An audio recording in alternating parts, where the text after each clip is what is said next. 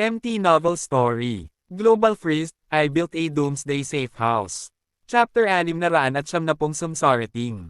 Matapos ipagpalit ni Zhang Yi ang gusto niyang bumalik muna sa Tianhai City at ibigay ang mga gamot na ito kina Lu Karen at Zhou Karen para sa pagsasaliksik.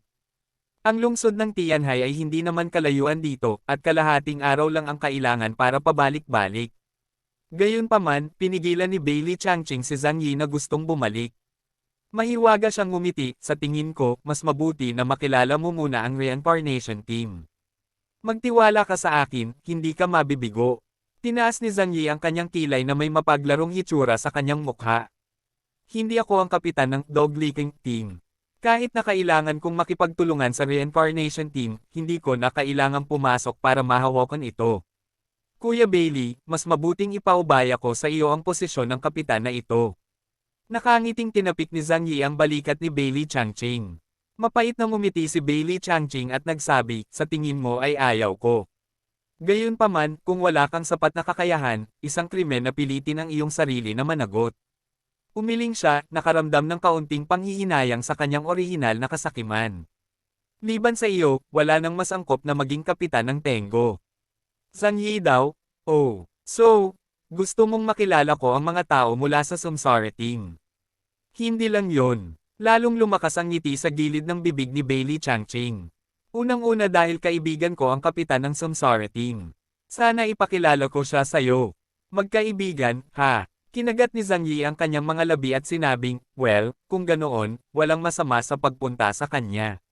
Sinabi ni Bailey Changqing, well, maaari kang sumama sa akin. Babalik sila ngayon. Pagkatapos mo siyang makilala, maaari kang mag-apply kay Zhou Shuai bago bumalik sa Tianhai City. Bilang paggalang, kailangan ko pa rin kausapin si Zhu Xing. Walang pagtutol si Zhang Yi. Inilagay niya ang gamot sa sarili niyang alien space at umalis sa Combat Command Center kasama si Bailey Changqing. Nakaparada ang kotse ni Bailey Changqing sa parking space sa labas, at pinuntahan ito ng dalawa. Ngunit nang madaanan ko ang intersection, bigla kong nakita ang mga sasakyang mabilis na dumaraan sa kalsada. May mga taong masayang tumakbo papunta kay Dongcheng. Medyo maganda ang pandinig ni Zhang Yi at malabo niyang marinig ang kanilang sinasabi. Ang Samsara Team ay gumawa ng isang matagumpay na pagbabalik. Ito ay tunay na pagmamalaki para sa mga sibilyan. Muli nilang natapos ang kanilang gawain ng mahusay. Hoy, kung ikukumpara, ang God Team ay... Sino ang nagsabi na ang mga bata lamang mula sa malalaking pamilya ang maaaring gumawa ng mahusay na mga tagumpay? Ang mga bata mula sa mga ordinaryong pamilya ay hindi mas masama kaysa sa kanila. Gao Changkong, he is our pride. Matagal ko nang sinabi na mas magaling siya kay Deng Shentong. Walang magawa si Zhang Yi habang ang isang grupo ng mga tao na nakasuot ng down jacket ay tumakbo patungo kay Dongcheng. Mayroon ding grupo ng mga batang babae na nagwawagayway ng matataas na watawat at sumisigaw ng hindi malinaw na slogan. Parang, I will never forget my promise to you. I will keep this promise to you for the rest of my life. Medyo natulala si Zhang Yi. Gaano katagal na mula noon na mayroon pa ring napakalakas na kultura ng fandom. Pinaandar ni Bailey Changqing ang sasakyan palabas at nakita si Zhang Yi na tulala. Hindi niya maiwasang mapangiti at sinabing, how about it? Marami ka bang natutunan? Tinuro ni Zhang Yi ang girl group na tumatakbo, hindi ba kailangan nilang maghanap ng klase? Malaya na sila. Ipinaliwanag ni Bailey Changqing, ang mga batang babae na maaaring lumabas upang makilala ang pangkat ng reincarnation ay maaaring may mga magulang na nakikibahagi sa mga high-end na propesyon at nakakakuha ng sapat na puntos upang suportahan sila. Alinman. Nag-isip sandali si Bailey Changqing at walang magawa. Mga ordinaryong tao lang sila, pero desperado silang pumunta doon para habulin ang mga bituin. Medyo delikado sila. Kung hindi sila nakakatipid ng sapat na puntos dahil sa paglaktaw sa trabaho, kailangan nilang matulog sa kalye. Wala na silang natitirang puntos para makabili ng pagkain, mainit na tubig, at kuryente. Tiningnan ni Zhang Yi ang kanilang mga umaatres na figure at hindi maiwasang isipin ang mga slogan na kanilang binibigkas. Gao Changkong, kaya si Gao Changkong. Tumango si Bailey Changqing, oo, si Gao Changkong iyon. Gao Changkong, ang pangalang ito ay halos isang pambahay na pangalan sa Washu Kingdom. Hindi siya isang nangungunang bituin sa industriya ng entertainment, ngunit isang napakahusay na manlalaro ng basketball. Una, pinamunuan niya ang bansa, at kalaunan ay pumasok sa NBA, na naglalaro para sa Akagi Red Suns. Nagsilbi siya bilang isang maliit na forward sa loob ng 12 taon at mayroon ding 3 championship ring. Nilinggan ni Zhang Yi si Bailey Changqing sa kotse. Gao Changkong, si captain ng Samsara team. Tumango si Bailey Changqing, nagniningning ang kanyang mga mata sa parehong liwanag ng grupo ng mga babaeng tagahanga ngayon. Oo, siya ay isang kamangha-manghang karakter. Si Zhang Yi ay hindi masyadong naglalaro ng basketball, ngunit alam pa rin niya ang pangalan ni Gao Changkong. Talaga, sino mang marunong maglaro ng basketball ay magiging masigasig kay Gao Changkong. Hindi napigilan ni Zhang Yi na mapabuntong hininga, hindi ba siguradong panalo ito sa buhay? Bago man o pagkatapos ng katapusan ng mundo, siya ay napakahusay at nakasisilaw. Sinabi ni Bailey Changqing, sa pagtingin sa buong Blizzard City, si Gao Changkong ay isa sa mga pinakasikat na figure. Bagaman siya ay may isang medyo ordinaryong background at walang ganoong kahusay na mapagkukunan kumpara sa napakayaman na pangalawang henerasyon na si Deng Shentong. Ngunit ang kanyang impluensya sa mga ordinaryong tao ay maaaring mas mahusay. Si Zhang Yi ay hindi star-chasing, kaya mahirap magkomento. Ngunit kung iisipin, ang ganitong uri ng superstar ay natural na napakalakas sa mga tuntunin ng physical fitness. Ito ay hindi nakakagulat na siya ay nagiging mas malakas pagkatapos ng mutation. Si Zhang Yi ay pumasok sa co-pilot ng napakatahimik. Ini-start ni Bailey Changqing ang kotse at nagmaneho sa highway patungo sa Dongcheng. Habang papalapit ka sa silangang lungsod, mas masikip ang mga kalsada. Mahirap isipin ang Blizzard City pagkatapos ng apocalypse na ito. Ngunit nakikita ni Zhang Yi ang nasa sabik at umaasang mga mata ng mga tagahanga sa lahat ng dako. Ang kanyang mga tainga ay napuno ng papuri ng mga tao para kay Gao Changkong at sa Samsara team. Hindi niya maiwasang isipin na ang sigasig na ito ay maaaring nauugnay sa kabiguan ng pagkubkob at pagsugpo sa Eclipse Moon. Ang pinakamataas na pamunuan ng Blizzard City ay maaari ding magnanais na isulong ang ganitong uri ng bagay upang mabawi ang kawalang kasiyahan ng mga tao. Umaasa sa espesyal na plaka ni Bailey Changqing, silang dalawa ay nagmaneho ng walang anumang sagabal. Hanggat nakikita mo ang plaka ng Evergreen, kahit na may iba pa sa harap mo, ikaw ang magkukusa na gumawa ng paraan para sa kanila. Ang mahigpit na hierarchy sa Blizzard City ay hindi biro. Nagmaneho ang kotse patungo sa gate ng lungsod, at sa wakas ay nakita ni Zhang Yi ang reincarnation team.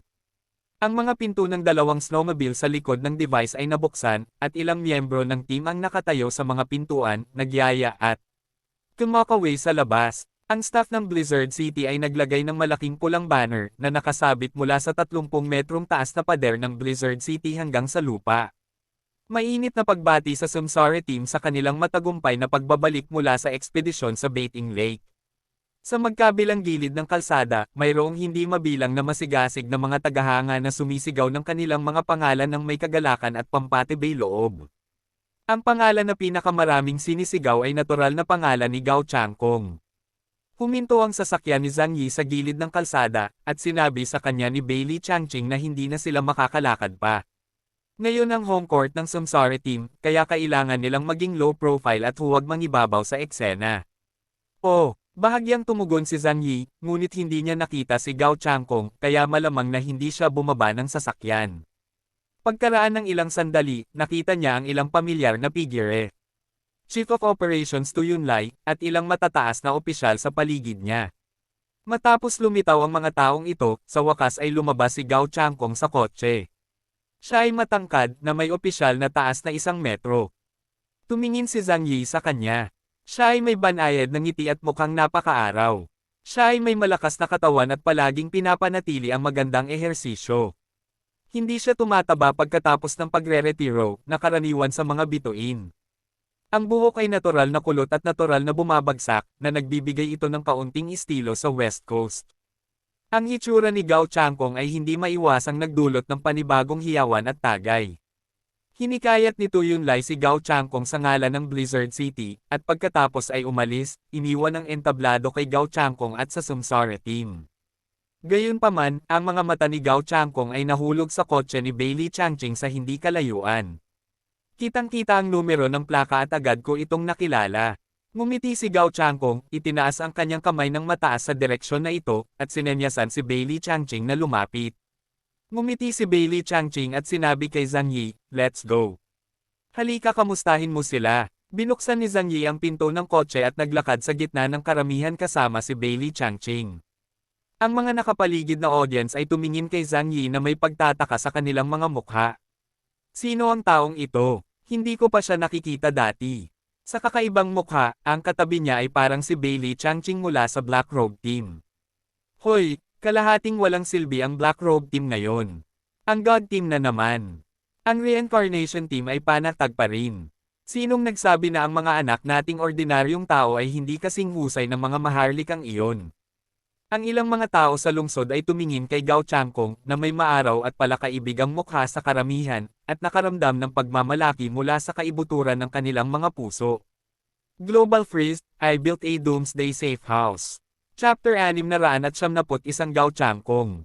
Si Gao Changkong ay ipinanganak sa isang sibilyan na pamilya, hindi sa militar. Masasabing kinakatawan niya ang counterattack ng mga ordinaryong tao sa Blizzard City, at ang kanyang half-life story ay lubhang nakaka-inspire. Sa makatuwid, ang kanyang prestihiyo sa mga tao ay napakataas. Mayroong hindi mabilang na mga batang babae sa lungsod na kanyang maliit na crush. Maraming mga batang babae ang nagsabi ng pribado na ang perpektong sitwasyon ay ang pakasalan si Deng Shentong at si Gao Changkong ang kanilang kataypan. Ang isa ay isang dominanteng presidente na mayaman, makapangyarihan at maganda, at ang isa ay ang White Moonlight Paladin na may mga natatanging talento sa init at sikat ng araw. Sa wakas ay naramdaman ni Zhang Yi ang sigasig ng mga tagahanga sa paghabol sa mga bituin. Ngunit ito ay maaaring ituring na isang magandang bagay. Pagkatapos ng katapusan ng mundo, ang mga tao ay hindi na naghahanap para sa mga maliliit na sariwang karne, ngunit matapang at walang takot na mandirigma. Hindi ko alam kung ganito ang pakikitungo sa akin sa hinaharap. Siya ay kalahating hakbang sa likod ni Bailey Changqing at ayaw niyang maging masyadong kapansin-pansin. Ngunit ang mga mata ni Gao Changkong ay nakatitig pa rin sa kanya ng ilang sandali. Hindi may tatago ang pagkakakilanlan ng ilang tao. Nariyan ka lang ay namumukod-tangi ka. Lumapit si Bailey Changqing, ngumiti at niyakap ng oso si Gao Changkong. Lao Gao? Congratulations! Nakatagpo ka ba ng anumang problema sa iyong paglalakbay sa Baiting Lake sa pagkakataong ito? Ngumiti si Gao Changkong at nagsabi, buti na lang, bagamat napakalakas ng nilalang na nakatagpo namin sa pagkakataong ito, wala itong utak. Napakaraming tao lang, kaya natagalan kami. Tumingin siya kay Zhang Yi, sino ito? Mabilis na ipinakilala ni Bailey Changqing si Zhang Yi sa kanya, hayaan mong ipakilala ko ito sa iyo. Ang kanyang pangalan ay Zhang Yi. Siya ay isang estranghero mula sa Tianhai City. May mahabang kwento tungkol sa kanya. Pag-usapan natin ito mamaya. Kahit na ang pagpapakilala ni Bailey Changqing ay napakasimple, walang bakas ng paghamak sa mga mata ni Gao Changkong. Ang taong maaaring dalhin ni Bailey Changqing ay dapat nakapareho ng antas sa kanya. Isa siyang master. Ginawa ni Gao Changkong ang paghatol na ito sa kanyang puso. Nagkusa siyang lumakad at iniunat ang kanang kamay kay Zhang Yi. Zhang Yi? Hello. Ako si Gao Changkong, ang kapitan ng Samsara Team. Sinulyapan ni Zhang Yi ang kanyang kanang kamay na nakasuot ng itim na leather glove. Nagsuot din ng guwantes si Zhang Yi at nakipagkamay sa kanya. Captain Gao, matagal ko nang hinahangaan ang pangalan mo. Habang nakatingin kay Gao Changkong, pinagmamasdan din ni Zhang Yi ang lahat ng miyembro ng Samsara Team. Ang pangkat ng reincarnation ay may kabuoang 9 na miyembro. Ngunit ang pinakakapansin-pansin ay ang dalawang tao sa paligid ni Gao Changkong. Nakatayo sa likuran niya sa kaliwa ang isang matangkad at maamo na babae na may makapal na itim na buhok na hanggang puwitan. Ang ganitong mahabang buhok ay napakabihirang at sa makatuwid ay napakakapansin-pansin. Kaakibat ng kanyang magandang figure at mukha, madaling mapapanaginipan siya ng mga tao. Sa kabilang banda, may isang gwapong lalaki na nakatali ang buhok sa gitna at nasa bulsa ang mga kamay. Ang kanyang mukha ay mukhang 3 bahagi na ligaw, 3 bahagi ay malamig at mayabang, 3 bahagi na walang harang, at 1 bahagi ay mapang-asar. Hinarap ni Gao Changkong ang lahat at sumigaw ng malakas, salamat, salamat sa lahat. Nakabalik kami ng ligtas, salamat sa inyong pagmamalasakit. Nagkaroon na naman ng excited na sigawan sa paligid. Isang tao sa karamihan ang sumigaw, kuya, patayin mo si Little Nian. Sa sandaling dumating ang paksang ito, agad nitong pinasiklab ang emosyon ng mga nakapaligid na madla. Karamihan sa mga tao ay may matinding paghamak sa bansang niyan dahil sa kanilang emosyonal na kalikasan. Ngayong nakikita kong 2 beses na natatalo ang Blizzard City sa labanan laban sa Eclipse, galit na galit ang nararamdaman ko. Sa oras na ito, umaasa ang lahat na si Gao Changkong ay makakaharap upang kumita ng mukha para sa rehiyon ng Jiangnan at sa buong bansang Chino. Kapitan Gao, bugbugin si Nian hanggang mamatay. Fuck them hard. Napakakulit ng mga Nian na iyon. Natahimik si Zhang Yi nang marinig niya ang mga boses na ito. Paano naiintindihan ng mga taong ito kung gaano kalakas ang Eclipse? Ang laging may pusong pagmamataas at ang pagmamataas sa iyong mga kalaban ay magpapabagsak lamang sa iyo sa makitid na pag-iisip ng pagiging kampante. Ang kahinaan at kamangmangan ay hindi hadlang sa kaligtasan, kay abangan. Nang marinig ito, medyo kakaiba ang mga mata ni Gao Changkong, ngunit hindi niya sinagot ang kahilingan ng mga tagahanga, ngumiti lang siya at ikinaway ang kanyang kamay. Pagkatapos ay sinabi niya kina Bailey Changqing at Zhang Yi, pupunta ako sa punong tanggapan para iulat muna ang misyon kay Zhu Shuai. Pagkatapos ay humanap tayo ng mapag-inuman. Nasa labas na ako, at nagkataon lang na tanungin kita tungkol sa nangyari sa Blizzard City kamakailan, bagay. Napakamot ng ulo si Bailey Changqing, bumalik ka na may malaking tagumpay, at dapat nandoon ang mga nakatataas upang alagaan ka. Umiling si Gao Changkong. Tumanggi ako. Nang hilingin sa akin ng headquarters na bumalik, may narinig ako tungkol sa Eclipse. Hindi ngayon ang oras para maging masyadong pasikat dahil madali itong magdulot ng hindi pagkakaunawaan ng iba. Ang Tianshan Squad ay dumanas ng mabibigat na casualty, namatay si Deng Shentong sa labanan, at ang buong pamilya Deng at ang combat center ay wala sa napakagandang kondisyon. Kung ang Sumsari team ay nagdiwang sa isang malaking paraan, paanong hindi ito makikita bilang isang sadyang provocation? Pinag-isipang mabuti ni Gao Changkong at hindi siya magkakamali. Kung ganoon, sabay tayo mamaya. Nakangiting sabi ni Bailey Changqing. Walang sinabi si Zhang Yi. Hindi siya mahilig magsalita ng sobra sa harap ng mga estranghero. Bago mo makilala ang iba, ang hindi gaanong pagsasalita ay magiging mas malamang na magkamali, o hindi bababa sa iyong mga kahinaan ay hindi malantad.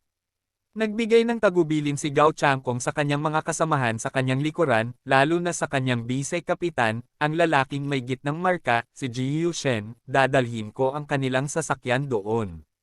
Matagal na tinitigan ni Ji Yushen si Zhang Yi at tumango. Sumakay si Gao Changkong sa kotse ni Bailey Changqing. Umupo siya sa passenger seat at si Zhang Yi naman ay sa backseat. Humandar ang sasakyan patungo sa Combat Command Center. Pagkatapos ng welcome party, bumalik ang fans sa kani-kanilang trabaho. Ang kaligayahan ay pansamantala lamang. Kadalasan, kailangan pa nilang magsumikap para manatiling buhay. Habang nasa daan, madaling nagchat sina Gao Changkong at Bailey Changqing. Nakita ni Zhang Yi na talagang maganda ang relasyon nila. Tinanong ni Gao Changkong si Bailey Changqing tungkol sa Eclipse. Bumantong hininga si Bailey Changqing, hindi optimistic ang bagay na iyon. Sinabi niya kay Gao Changkong ang nangyari. Kasama ang kabiguan ng huling misyon. Napakunot ang noo ni Gao Changkong pagkarinig nito. Pati ba si Deng Shentong ay nabigo? Sinabi ni Bailey Changqing, kung babalik ka sa oras na ito, kung walang mangyayari, ang gawain ay mahuhulog sa iyong ulo. Dapat kang maging handa sa pag-iisip. Ngumiti si Gao Changkong, seryoso ang kanyang mga mata, ngunit ang kanyang hitsura ay kalmado at nakaka-relax. Kami ang mga nagpapanatili ng kaayusan sa rehiyon ng Jiangnan. Kahit sinong gustong guluhin ang kapayapaan at katahimikan ng lupaing ito, gaano man kalakas ang kalaban, kikilos kami ng walang takot. Tumango si Bailey Changqing, ngunit sa pagkakataong ito, halatang mas binibigyang pansin ng punong tanggapan ang Eclipse. Siguradong madidagdagan ng Blizzard City ang mga taong ipinadala. Kapag nakilala mo si Zhou Shuai mamaya, tiyak na sasabihin niya sa iyo. Bukod dito, maraming talo din ang naranasan ni Eclipse sa labanan. Bagamat napatay ng kanilang team leader si Deng Shentong, siya rin mismo ay malubhang nasugatan. Bukod dito, 5 tao ang natalo nila sa labanan. Pagkasabi nito, itinaas ni Bailey Changqing ang kanyang hinlalaki patungo sa likurang upuan. At ang tao sa likod mo ay ang pumatay sa 4 na miyembro ng Eclipse sa kanyang sarili. Chapter 692 First Meeting. Dahil sa mga salita ni Bailey Changqing, hindi maiwasan ni Gao Changkong na lumingon at tumingin kay Zhang Yi ng mabuti. Kagagaling lang niya sa labas at hindi niya alam ang detalye ng nangyari. Natural, hindi niya alam kung ano ang ginawa ni Zhang Yi. Ngunit ngayon, talagang sinabi ni Bailey Changqing na 80% ng mga miyembro ng koponan na nawala sa labanan ng Eclipse ay namatay sa kamay ng isang estranghero mula sa labas ng lungsod. Hindi maiwasang mabigla si Gao Changkong. Ikinaway ni Zhang Yi ang kanyang kamay, huwag masyadong exaggerated. 2 tao lang ang namiss ko. Bamantong hininga si Bailey Changqing, talaga bang pinupulot lang ang mga tages? Alam niyang kahit nasa prime sila Kamiya Uedeido at Akatsuki Shinichiro, na natama ni Zhang Yi, ay hindi sila ang magiging kalaban ni Zhang Yi. Ngumiti si Gao Changkong. Hindi ito nakakagulat. Ang ating lupain sa China ay malawak, ang populasyon ay maunlad, at maraming mga henyo. Hindi ibig sabihin na ang mga taong ipinanganak lamang sa malalaking lungsod o may magandang pamilya ang may malakas na kakayahan. Naalala ni Zhang Yi sa panahong ito na si Gao Changkong ay nagmula rin sa isang ordinaryong pamilya. Parang may kaunting simpatiya sa mga salitang ito. Casual na nagchat ang ilang tao, ngunit dahil sa kanilang katayuan bilang mga sundalo, nagkaroon ng reserbasyon sina Bailey Changqing at Gao Changkong. Hindi sinabi ni Bailey Changqing kay Gao Changkong na ang punong tanggapan ay bubuo ng isang Tengo team. Malaki rin ang reserbasyon ni Gao Changkong tungkol sa misyon na ginawa niya sa pagkakataong ito. Para naman kay Zhang Yi, hindi siya isang taong mahilig makipag-usap ng sobra sa mga estranghero. Ilang salita lang ang binitawan niya mula umpisa hanggang wakas at hindi na nagsalita pa. Pagkaraan ng ilang sandali, nagmaneho ang kotse patungo sa Combat Command Center, at pinuntahan ni Gao Changkong si Zhu Xing. Sina Zhang Yi at Bailey Changqing ay nasa lounge sa ibaba, umiinom ng tsaa habang hinihintay siyang lumabas. Hindi nagtagal si Gao Changkong sa opisina ni Zhu Xing. Dahil ang tiyak na impormasyon ng misyon ay talagang ipinasa kay Zhu Xing bago sila bumalik sa lungsod. Bilang isang sundalo, hindi rin nagustuhan ni Zhu Xing ang mahabang istilong opisyal. Sa makatuwid, pagkatapos ng maikling pag-uusap tungkol sa nilalaman ng misyon at pagpuri sa kanyang mga nagawa, sinimulan nilang talakayin ang Eclipse. Makalipas ang kalahating oras, dumating si Gao Changkong sa unang palapag at nakangiting sinabi kina Zhang Yi at Bailey Changqing, "Okay, tapos na ang pag-uulat. Sabay-sabay tayong uminom." Hindi gustong sumali ni Zhang Yi sa saya. Ngunit sa pagkubkob at pagsupil sa Eclipse na ito, alam niyang ang reincarnation team ni Gao Changkong ang dapat na pangunahing puwersa. Uminom at makipag-chat sa kanya, marahil maaari kang makakuha ng ilang kapaki-pakinabang na impormasyon. Kahit na hindi mo ito banggitin, walang masama sa pagbuo ng magandang relasyon sa isang kapitan ng investigasyon. Kaya naman agad siyang pumayag. Sumakay ng evergreen na kotse ang 3 tao at nakarating sa Cypher Bar. Sa sandaling lumitaw si Gao Changkong dito, agad siyang nagdulot ng sensasyon sa buong bar. Ang mga veterano at maging ang mga bartender at mananayaw ay nagpakita ng matinding sigasig para sa kanya. "Hoy, Kapitan Gao, welcome back. Tiyak na natapos mo ang gawain ng perpekto sa oras na ito, tama. Ikaw na ang bahala sa maliit na bagay na niyan mamaya. Dapat bigyan natin ng magandang boses ang mga tao ng Washu." Ngumiti si Gao Changkong at tumanggo sa lahat, at pagkatapos ay pumasok sa elevator sa gitna ng hiyawan ng lahat at pumunta sa kahon sa itaas. Sa pagkakataong ito, kahit na ang general manager ng password bar ay personal na lumapit at sinabi kay Gao Changkong na ang pagkonsumo ngayon ay maaaring ilibre. Alam mo, hindi ito bago ang katapusan ng mundo. Ang mga inumin mismo ay isang mamahaling luxury item na hindi maiisip ng mga ordinaryong tao. Ang pagkonsumo sa mga crypto bar ay palaging mataas, na may per capita consumption na lampas sa 20,000 puntos. Hindi banggitin ang antas ng mga customer tulad ng Changkong at Bailey Changqing, na madaling magsimula sa 6 na numero. Sa makatuwid, sa mga crypto bar, ang mga libreng order ay napakabihirang. Mapait na ngumiti si Gao Changkong at sinabing, "Bihira akong makatanggap ng ganoong pagtrato sa nakaraan." Ngunit nakangiting sinabi ni Bailey Changqing, "Ito ay dahil ang lahat ay may mataas na pag-asa para sa iyo." Bahagyang kumunat ang noo ni Gao Changkong at mahinang bumantong hininga. Kung tutuusin, dahil pa rin ba sa pagkatalo ng Celestial Team ang nagpapanik sa lahat? Ang mas magulo ang sitwasyon, mas maraming mga tao ang inaabangan ang paglitaw ng mga bayani. Sa oras na ito, ang mga tao sa Blizzard City ay hindi mapalagay. Bumalik si Gao Changkong na may malaking tagumpay, na agad na naging bayani na inaasahan ng mga tao. Matapos ihain ang mga inumin, maraming tao ang nagpalitan ng baso. Habang umiral ang alak, dahan-dahang bumukas ang usapan. Ang pangunahing nilalaman ng chat ay tungkol sa lunar eclipse. Tumingin si Gao Changkong kay Zhang Yi na may ngiti ngunit makahulog ang tingin sa kanyang mga mata. Nasabi na sa akin ni Zhou Shuai ang tungkol sayo. Nagulat din ako pagkatapos kong marinig yun. Kung ang isang taong tulad mo ay lilito sa Blizzard City, tiyak na siya ay magiging isang kapitan ng investigasyon o isang pinuno ng detachment sa hukbo ni Yan Yun. Itinaas ni Zhang Yi ang kanyang baso kay Gao Changkong, anong award? Kung ikukumpara kay Captain Gao, marami pa akong dapat matutunan. Tumawa si Gao Changkong, masyado kang mapagpakumbaba. Nagklink ang dalawang baso sa di-kalayuan, at kalahati ng baso ng alak ang naubos. Nakangiting tumingin si Bailey Changqing kay Gao Changkong. Ano pa ang sinabi sa iyo ni Zhou Shuai? Maginhawa bang sabihin sa iyo? Walang nakakaabala. Sinabi ni Gao Changkong, halimbawa, kailangan nating pagsamahin ang Tianshan Squad at ang Black Robe Squad para mabuo ang Tengu Squad. Itinuro ni Gao Changkong si Zhang Yi, sinabi sa akin ni Zhou Shuai na lubos niyang inaasahan na ikaw ay magsisilbing kapitan. Nagkibit balikat si Zhang Yi, ngunit tumanggi ako. Napabuntong hininga siya, hindi ako natatakot sa mga biro mo. Isa lang akong ordinaryong warehouse manager sa Tianhai City. I don't have leadership skills, and I don't have much courage. So I will never be able to manage people in my life. Ibinuka niya ang kanyang mga kamay patungo kay Gao Changkong, ngayong nakabalik na si Kapitan Gao, tiyak na pananagutan mo ang operasyong ito. Bakit hindi mo rin pangasiwaan ang pangkat ng Tengo? Walang magawang umiling si Gao Changkong.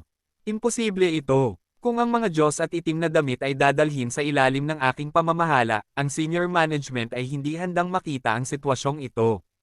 Napagtanto din ni Zhang Yi sa oras na ito na ang senior management ay hindi umaasa na ang kanilang mga nasasakupan ay magkakaroon ng labis na kapangyarihan. Pagkatapos ng lahat, ito ang mga huling panahon. Bumagsak ang order, at halos hindi na panatili ng Blizzard City ang sarili nito. Ito ay mukhang malakas, ngunit sa katunayan ang panuntunang ito ay hindi matatag. Maaaring magkaroon ng pagkasira kung hindi ka mag-iingat. Mas maganda sana kung ipunan ni Gao Changkong ang lakas ng dalawa pang investigation teams. Pagkatapos, sa hinaharap, magiging mahirap para sa anumang puwersa sa Blizzard City na makipagkompetensya sa kanila. Ang mga pagsasaalang-alang ni Zuzing ay makatwiran. Kumunat ang noo ni Bailey Changqing. Ngunit ngayon, kakaunti na lamang ang mga tao sa Blizzard City na maaaring mamuno sa isang pangkat ng pagsisiyasat. At lahat sila ay may hawak na mahahalagang posisyon at hindi maaaring umalis sa Blizzard City. Kung hindi mo sasagutin ang responsibilidad, sino ang magagawa? Ngumiti si Gao Changkong nang hindi sumasang-ayon. Si Zhou Shuai at ang iba pa ay gagawa ng naaangkop na pag-aayos. Bilang mga baril, ang kailangan lang nating gawin ay sundin ang mga kaayusan mula sa itaas. Walang pakialam ang mukha ni Gao Changkong na para bang wala siyang pakialam sa mga pagsasaayos ng kanyang mga nakatataas. Chapter 693 Balance. Si Gao Changkong, ang sikat na kapitan ng investigasyon sa Blizzard City, ay tila may maaraw at kalmadong personalidad. Siya ay matikas at madaling pakisamahan at maraming tao. Nang makipag-chat sa kanya si Zhang Yi, naramdaman niya na ang taong ito ay may napakagandang ugali. Unti-unti, nagsimula na ring makipag-chat sa kanya si Zhang Yi tungkol sa iba pang mga paksa. Halimbawa, ang pangkat ng pagsisiyasat ay nagsasagawa ng mga gawain sa labas. Captain Gao, may tanong ako na hindi ko alam kung convenient para sa akin na itanong. It's about the mission of your investigation team. Saglit na nag-isip si Gao Changkong at ngumiti, maaari mong itanong at makita. May ilang bagay na hinihiling sa amin ng mga nakatataas na ilihim, ngunit karamihan sa mga gawain ay talagang walang gaanong confidential. Ibinaba ni Zhang Yi ang baso ng alak sa kanyang kamay, mayroong 6 na pangkat ng pagsisiyasat sa Jiangnan Region, at sila ay nasa misyon ng mahabang panahon.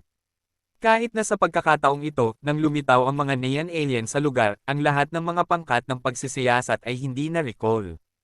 Anong klaseng misyon ang ginagawa mo? Mas mataas ba ang antas ng misyon kaysa sa eclipse ng buwan? Sandaling nag-isip si Gao Changkong at nakangiting sumagot, mahirap sagutin ang tanong mo sa isang pangungusap. Masasabi ko lang na ang bawat misyon natin ay iba-iba at kakaiba. Inunat niya ang kamay at tinuro si Evergreen. Kunin halimbawa ang Black Robe Squad. Pangunahing responsable sila sa mga isyu ng tao. Kung magkakaroon ng malawakang kaguluhan sa iba't ibang lungsod, sila ang mananagot sa pagsugpo dito. At ang aming reincarnation team ay nilulutas ang problema ng mga hayop kamakailan. Sumimangot si Zhang Yi, ano ang problema sa pagdurusa? Medyo pilosopo ito. Ang hayop ng mga hayop. Ang hayop ng mga kakaibang hayop. Nakita ni Gao Changkong ang panunukso sa mga mata ni Zhang Yi at nakangiting nagpaliwanag. Dapat mong malaman na pagkatapos ng katapusan ng mundo, tayo ay magsisimula sa isang panahon ng mahusay na mutation. Hindi lamang ang mga tao ang maaaring mag-mutate at mag-evolve, ngunit ang ibang mga nilalang ay maaari rin. Tumango si Zhang Yi, syempre alam ko ito. Ang kanyang wawa at ang demonyong aso ni Xingtian na si Leylay ay parehong mutated na nilalang. Sinabi ni Gao Changkong, gayunpaman, mas kaunti ang mga mutant na lumilitaw sa mga urban na lugar, at kakaunti ang masyadong mabangis. Gayunpaman, sa mga bundok, ilog, at mga lugar kung saan nagtitipon ang mga mababanges na hayop, maaaring lumitaw ang malalaking grupo ng mutant. Katulad din nating mga tao. Kung mas maraming tao, mas mataas ang posibilidad na lumitaw ang mga mutant. Bukod dito, ang mga mutated na individual ay mas malakas. Mayroong ilang mga lugar kung saan lumitaw ang mga mutated beast. Naging seryoso ang mga mata ni Gao Changkong. Kunin ang Baiting Lake na. Pupuntahan natin ngayon bilang isang halimbawa. Maraming mutated beast ang may katalinuhan, kahit na kasing dami ng tao. Kahit ang ordinaryong mutated na lobo, tigre at leopard ay hindi makakapantay sa pisikal na lakas ng mga tao.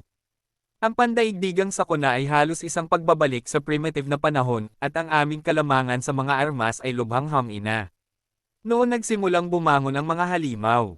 Ang 5 lungsod sa paligid ng Baiting Lake ay lahat ay inookupahan ng tribo ng hayop. At sa buong suporta ng Blizzard City, inabot kami ng 3 buwan upang ibagsak ito. Hindi napigilan ni Zhang Yi na huminga ng hangin.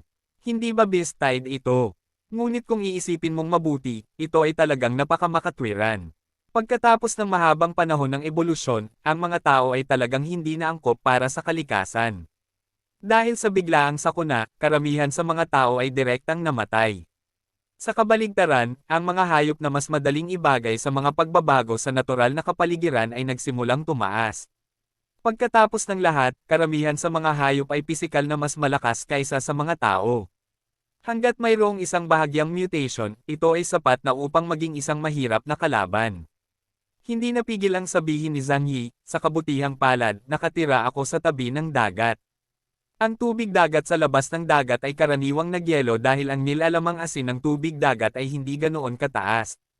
At kahit na may ilang mutated na nilalang, hindi sila magiging masyadong makapangyarihan. Natatakot ako na maraming makapangyarihan at nakakatakot na mutant sa karagatan.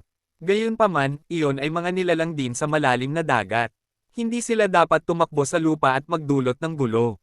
Curious na tanong ni Zhang Yi, so, pareho din ang sitwasyon ng ibang investigation teams. Ngumiti si Gao Changkong, lahat ng tao ay may kanya-kanyang problema. Hindi na siya nagdetalye, at napagtanto din ni Zhang Yi na ito ay isang sikreto na hindi malalaman ng mga tagalabas. Pagkatapos ng lahat, si Zhang Yi ay hindi pa isang kawani ng Blizzard City, kaya dapat kang magkaroon ng ilang reserbasyon tungkol sa kanyang sinasabi. Uminom silang 3 ng mahigit 1 oras at saka naghiwa-hiwalay. Nakilala ni Zhang Yi si Gao Changkong sa unang pagkakataon. Maganda ang impresyon niya kay Gao Changkong. Akala niya ay medyo kawili-wili ang taong ito at wala siyang airs. Gayunpaman, 3 punto lamang ang aking nasabi, at walang malalim na komunikasyon. Tinawagan ni Zhang Yi si Zhu Xing at binanggit na plano niyang bumalik sa Tianhai City para makipagkita sa kanyang mga kasama. Ngumiti si Zhu Xing at nagsabi, okay, ngunit kailangan mong bumalik ng mabilis. Dahil pagkatapos na bumalik ang reincarnation team, kailangan nating simulan kaagad ang susunod na round ng combat operations. Hindi namin ito magagawa kung wala ka. Pinunasan ni Zhang Yi ang kanyang noo at sumang-ayon. Pagkatapos ay hiniling niya kay Bailey Changqing na dalhin siya sa istasyon ng subway at sumakay sa subway pabalik sa Tianhai City. Sa Combat Command Center, tinapos ni Zhu Xing ang tawag kay Zhang Yi at tumingin sa kabila ng may kalmadong ekspresyon. Nakaupo sa sofa ang isang matandang lalaki na malabuda ang mukha, masayang umiinom ng tsaa. Sinabi ni Zhu Xing, Mr. Deng, ngayong narito na ang lahat, maipapatupad na ang aming plano.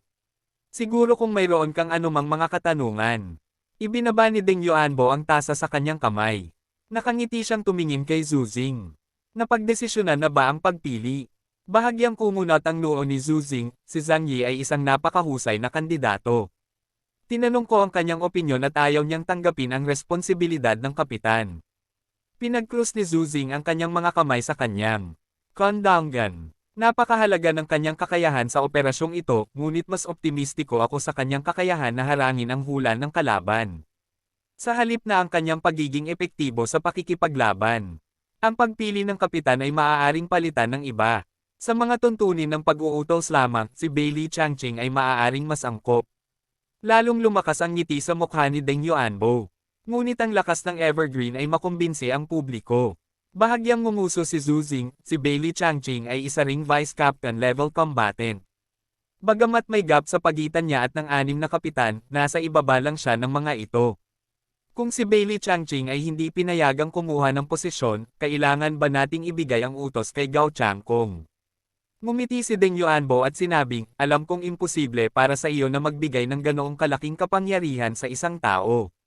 Pero sa operasyong ito, hindi na kami sa Blizzard City ay hindi na makakatanggap ng panibagong kabiguan. Kung mabibigo ka ulit, dapat alam mo kung gaano kabigat ang kahihinatnan. Naging malalim ang mga mata ni Zuzing. Kung siya ay mabaygo muli sa mga kamay ng Eclipse, siya, ang Commander-in-Chief ng Jiangnan Region, ay kailangang sisihin at magbitiw anuman ang mangyari. Gayunpaman, pinapayagan ba talaga si Gao Changkong na magkaroon ng ganoon kalaking kapangyarihan? Dahan-dahang sinabi ni Deng Yuanbo, sa aking palagay, si Zhang Yi ang pinakamahusay na kandidato.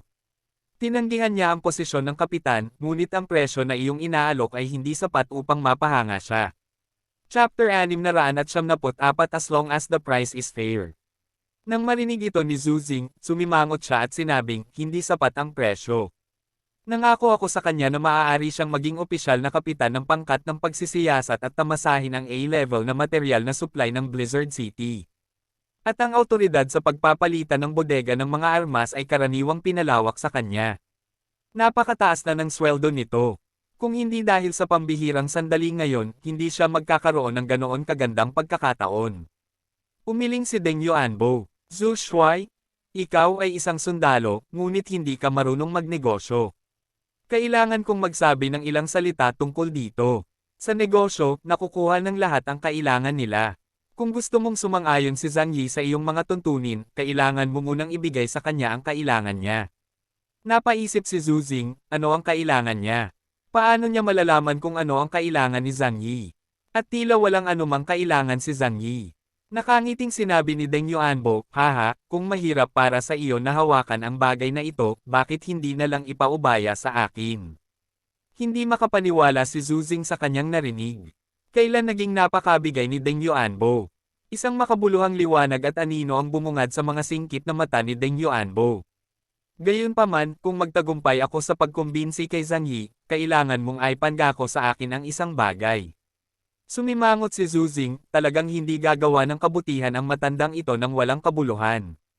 Anong meron? Masayang sinabi ni Deng Yuanbo, gusto kong si Zhang Yi ang manguna sa susunod na operasyon para sugpuin ang Eclipse. Hindi lang iyon, kundi dapat ipahayag sa publiko ang kanyang reputasyon. Walang koneksyon si Zhang Yi sa pamilya Deng. Malinaw, hindi ito ginawa ni Deng Yuanbo para sa kanyang kapakanan. Agad na nahulaan ni Zuzing ang layunin ni Deng Yuanbo. Nag-aalala ka ba na si Gao Changkong ay magkakaroon ng labis na prestihiyo sa Blizzard City dahil sa pangyayaring ito? Makakaapekto ba ito sa iyong pamilya Deng? Ngumiti si Deng Yuanbo at hindi direktang sinagot ang tanong ni Zuzing.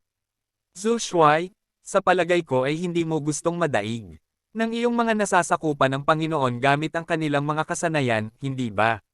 Si Zuzing ay nahuli sa isang dilema. Pero kahit anong tingin mo, mas bagay si Gao Changkong kaysa sa kanya. Bagamat gumawa ng malaking kontribusyon si Zhang Yi noong nakaraan, ito ay dahil lamang sa kanyang malakas na personal na lakas at good luck sa pagkuha ng mga pagkakamali ni Liao Honglei. Gayunpaman, si Zuzing ay hindi masyadong napanatag na utusan ang koponan na lumaban at hayaan si Zhang Yi na maging pinuno ng aksyon. Nakangiting sinabi ni Deng Yuanbo, ang mga kabataan ay maaaring medyo wala pa sa aspetong ito, ngunit maaari ka naming gabayan mula sa gilid. Kailangan nating hayaan ang mga kabataan na magkaroon ng mas maraming karanasan. Sa katapusan ng mundo, kailangan nating mabilis na linangin ang mga talento. Dapat nating bigyan ang mga kabataan ng pagkakataon. Ngumisi si Zuzing. Hindi pa ako ganoon katanda. Pero maaari mong isaalang-alang ang sinabi mo. Lalong lumakas ang ngiti sa mukha ni Deng Yuanbo. Well, kung ganoon, ako ang magkukumbinsi kay Zhang Yi. Aniya, tumayo at nagbabalak na umalis. Bago umalis, biglang nagtanong si Zuzing mula sa likuran, magaling na ba ang pamilya mo ngayon? Tumigil si Deng Yuanbo sa kanyang mga hakbang. Pagkatapos ay bumantong hininga siya ng mahina, nataman siya ng pangyayaring iyon, kaya't huwag muna siyang abalahin. Tumango si Zuzing, ayos lang. Matapos makilala ni Zhang Yi si Gao Changkong, isinakay niya sina Liang Yu at Wawa at sumakay sa subway pabalik sa Tianhai City. Ang Tianhai City ay napakalamig at patay pa rin. Sa ngayon, hindi hihigit sa 10,000 tao ang nabubuhay sa lungsod na ito, at ito ay kakilakilabot na disyerto. Nang ilabas ni Zhang Yi ang snowmobile at ihatid sila pabalik sa kanlungan, naramdaman niya ang init ng tahanan. Hindi nila sinabi kahit kanino ang tungkol sa kanilang pagbabalik, kaya natuwa ang lahat na makita silang bumalik. Si Fatty Shu ay naglalaro sa kanyang silid. Nang marinig niyang nakabalik na si Zhang Yi, masaya siyang tumakbo palabas na nakayapak. Sa sandaling nakita niya si Zhang Yi, tumili siya at sumugod upang yakapin ang kanyang hita. Boss, bakit ang tagal mong lumayo this time? Wuho, buong araw akong naka-tenterhook kung wala ka sa bahay. Hindi napigilan ni Zhang Yi na imulat ang kanyang mga mata nang makita niya ang duwag na tingin ni Fatty Shu. Mahiyain ka pa rin gaya ng dati.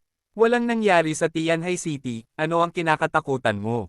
Pinunasan ni Fatty Shu ang kanyang mga luha at agrabyado na sinabi, bagaman walang nangyari sa Tianhai City, hindi ba't may pagsabog doon?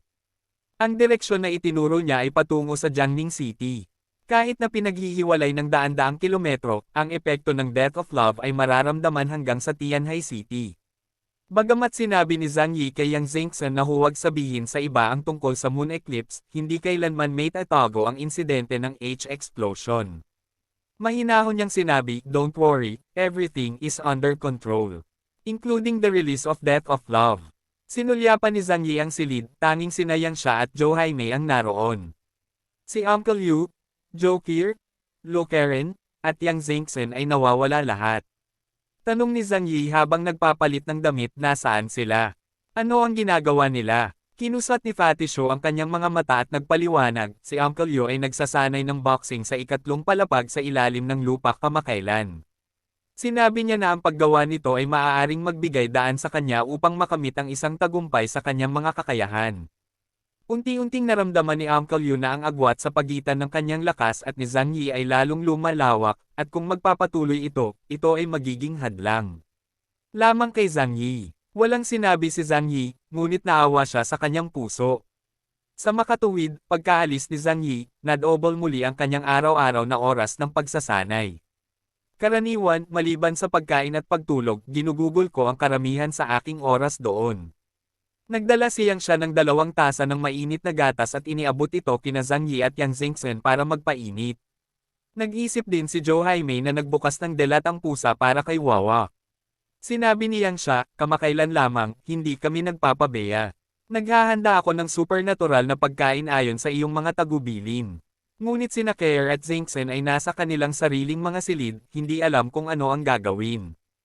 Tumango si Zhang Yi, pupunta ako at makikita ko sila. Ang pangunahing layunin ng pagbabalik sa pagkakataong ito ay ibigay ang mga tambalang iyon kina Zhou Qir at Lu Karen para sa pagsasaliksik. Nagmamadaling sinabi ni Yang Xia, ano ang gusto mong kainin ngayong gabi? Ihahanda ko ito. Casual na sumagot si Zhang Yi, maghanda tayo.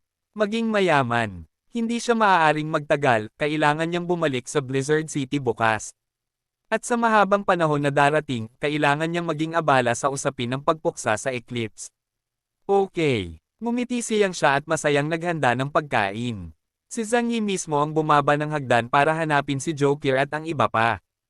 Pagdating sa labas ng infirmary ni Zhou Qir, narinig ni Zhang Yi ang tunog ng tubig na umaagos sa kanyang mga tainga.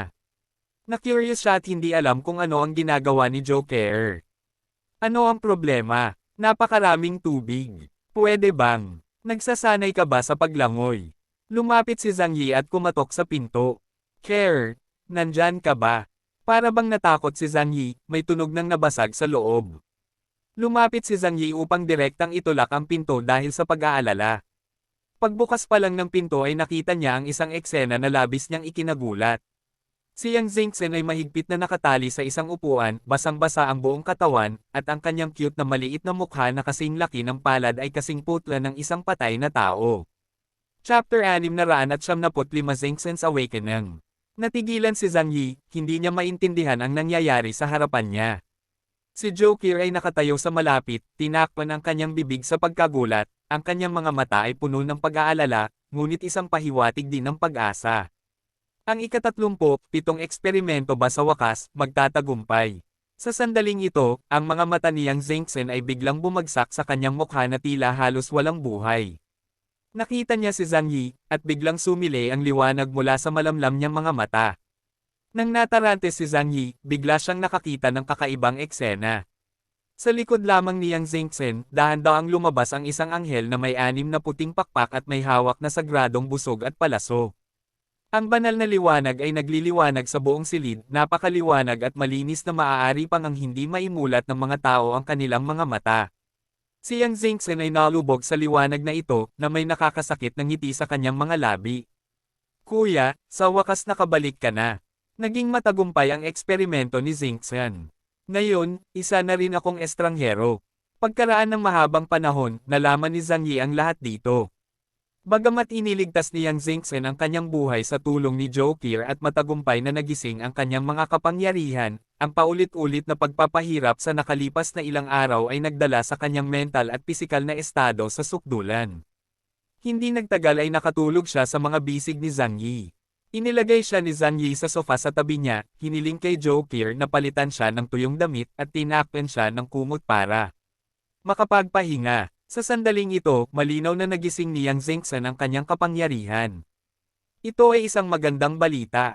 Gayunpaman, medyo nakaramdam ng kaba at labis na pagkabalisa si Zhang Yi nang marinig niyang inilarawan ni Joker ang proseso ng paggising ni Yang Zengchen. Umupo si Joker sa tabi ni Zhang Yi at tahimik na nagkwento. Pagkatapos ng aming mahabang pananaliksik, sa wakas ay nalaman namin na ang paggising ng mga supernatural na kapangyarihan ay may malaking kaugnayan sa mga obsesyon ng mga tao. Kapag nagising, mas malakas ang pagkahumaling ng isang tao, mas malakas ang kapangyarihang natamo pagkatapos ng paggising ay malamang na maging. Ang pag-ibig, puot, paninibugho, kasakiman, lahat ay magiging mga puwersa ng paggising. Iyon ang dahilan kung bakit tinanggihan ni Zengchen ang Bingpo noong una. Inaasahan niyang makakuha ng mas malakas at dalisay na kapangyarihan. Ang paraan upang makuha ang ganitong uri ng kapangyarihan ay ang patuloy na makaranas ng kamatayan upang pisilin ang iyong sariling potensyal at pinuhin ang mga pag-iisip sa iyong puso sa sukdulan. Tiningnan ni Zhang Yi ang batang babae na tahimik na nakahiga sa sofa na may halong damdamin sa kanyang puso. Napatikip siya ng ulo, kung hindi lang siya kilala ng husto, sasabihin ko talagang baliw siya. Sino ang gagamit ng paraang ito para gisingin ang mga superpower? Patuloy na tumalon sa gilid ng buhay at kamatayan, 37 beses, sa kabuuan ay 37 beses ng karanasan sa kamatayan. Ang pag-iisip pa lang ay kinikilig na ang mga tao. Si Zhang Yi ay isang taong namatay ng minsan, at alam niya kung gaano hindi komportable ang pakiramdam na iyon. Ngunit Yang Zengchen, talagang handa siyang muling magkatawang tao sa walang katapusang mga karanasan sa kamatayan upang makakuha ng makapangyarihang kapangyarihan. Ngunit ngayon, may kaunting pag-asa pa rin si Zhang Yi sa kanyang puso. Anong uri ng kapangyarihan ang nagising ni Yang Zengchen? Kung tutuusin, nakakatakot na ang paraan ng kanyang paggising sa pamamagitan lamang ng pagtingin dito. Hindi maiwasan ni Zhang Yi na isipin na si Yang Zengchen ay isang top-notch na utak. Kung ipare sa malakas na lakas ng labanan, hindi ba ito ay lubos na hindi malulutas? Masaya pa rin si Zhang Yi, ngunit medyo naawa kay Yang Zengchen. Nang makita siyang natutulog ng payapa, natakot si Zhang Yi na abalahin siya, kaya tinawag niya si Joker sa isang tabi. Come with me to find Karen. There is something I need you to help me research. Tumango si Joker, at dumating silang dalawa sa studio ni Karen.